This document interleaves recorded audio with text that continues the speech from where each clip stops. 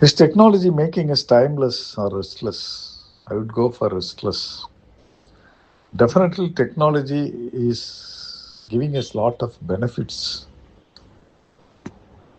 which is making us to learn many things fast without thinking about the time. In that way, it might be timeless, but more than those benefits, this restless is very, very prevalent and it is affecting our health as well. If there is only one tree, we can cut it. But if there is a forest, which one to choose? That is a problem. We are getting a lot of choices in internet, in social media, given through our technology. Unless we are very much focused on our single goal, we will be scattering our energy into so many areas and this internet and social media. Technology is giving us a lot of opportunities to learn and to earn. People try so many things. Halfway they left us, them as well, because they wanted to try everything. Definitely, our mental power is very, very huge. We can try anything and everything. But unless we focus on a single thing, we will not be able to master. But we are lured into attempting so many things that is making us restless. At the end, we fell ill and we got admitted in a hospital. That is happening for many youngsters. This technology is luring us to spend most of our time in computer, mobile, internet, TV, and spoiling our health. We need to have adequate rest. We need to do exercise, relaxation, everything. But this technology is making us to avoid those good habits and to get into all these reels continuously for so many hours together.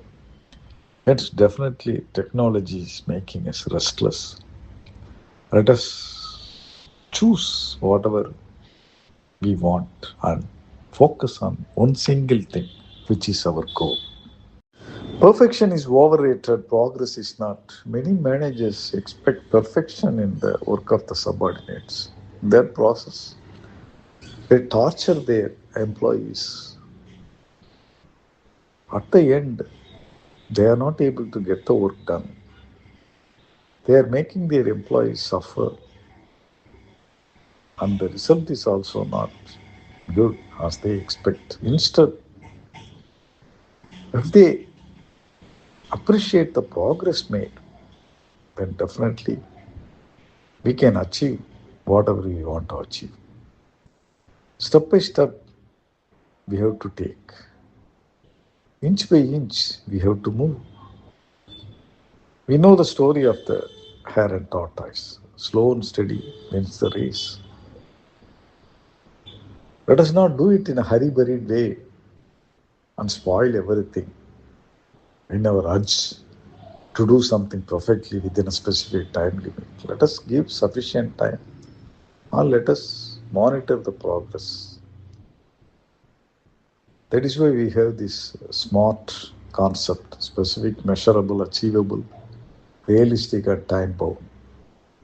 If you apply that in whatever we do, definitely we must be able to do. For example, in this table topic speech, within 2.5 minutes we have to speak something. We may not be able to achieve perfection in whatever we want to thrust into that speech. We can go only slowly, bring something useful, very, very important. Over a period of time, we may be able to bring so many important points within the time limit. Hence, we have to monitor only the progress, not perfection. Not only in professional life, even in our personal life, in our relationship with our relatives and our family members. Let us not expect perfection. To err is human, to forgive is divine. Let us accept the mistakes committed by others and encourage them, appreciate their progress. Definitely, we will be able to maintain the relationship and achieve whatever we want to achieve. All the best. If you ask God to win a marathon, He will send you a pair of shoes, not a medal, of course. There is no free lunch in this world. We have to work hard. We have to sincerely try, and then only we will be able to achieve whatever we want to achieve. Maybe we can get help from friends, we can learn from others. But if we have to really achieve something, we need to do it on our own. For example, in this GT group, many of our friends are posting their speeches. These speeches are definitely helpful for us. It is a learning exercise for us to listen to them, to know about the structure of the speech, how to begin, how to bring the body, how to conclude. Definitely we can learn, but unless we practice, we will not be able to achieve our goal to become a good speaker. That is very, very important. This shoes sent by God is with that intention, to make us practice by wearing the shoes and start running. Run, run, run. We will be able to win, win, win. But just medal will not come automatically. In the same way, whatever we want to achieve, for example, I want to become a good speaker, I want to become a good singer. In addition to listening to the speeches in this forum, in addition to listening to songs with background music in smooth, I am also practicing. I am speaking on my own, with my own experience, and attending so many TT forums to understand the skill of speaking and practically applying that by speaking in various forums. In the same way, I am trying to sing in smooth daily at least 2-3 songs. Here also daily 2-3 table topic speeches in various forums. This is how we can win. Yes, pair of shoes we have to wear and run. Medal will not come automatically. All the best. The day I chose peace over proving, proving is arguing, peace is reconciliation. In the case of reconciliation, we come to a conclusion to bring a win-win situation for everybody. In the case of argument, we argue and then we might win that argument, but we are losing that friend. We are losing that relationship. Relationship is very, very important. At home, I and my wife have a lot of difference of opinion in various matters. But I say, I agree to disagree with you. She will laugh and then she will also say, yes, I also agree to disagree with you. Each one has their own valid reason to support their own ideas. They have conviction. Why should we disturb that? But there are situations where we have to argue and counter-argue to find out a solution to a common problem. This happened in our project meetings in our offices. That's called brainstorming session. Let us put all those points together. Let us argue and then let us counter-argue. And at last, let us get the best out of everything and find out a suitable solution for that common problem. Because after all, our intention is to have success for that project. And in those situations, definitely we have to put our arguments in a mild way without hurting the sentiments or the feelings of other people who are also counter-arguing. That is how we need to live in this world, both professionally as well as personally. In this way, we can definitely keep the peace. We can definitely maintain the relationship. After all, life is short, make it sweet. Relationship is definitely very, very important. If you break the relationship, then it will be very, very difficult to bring it back to that original position.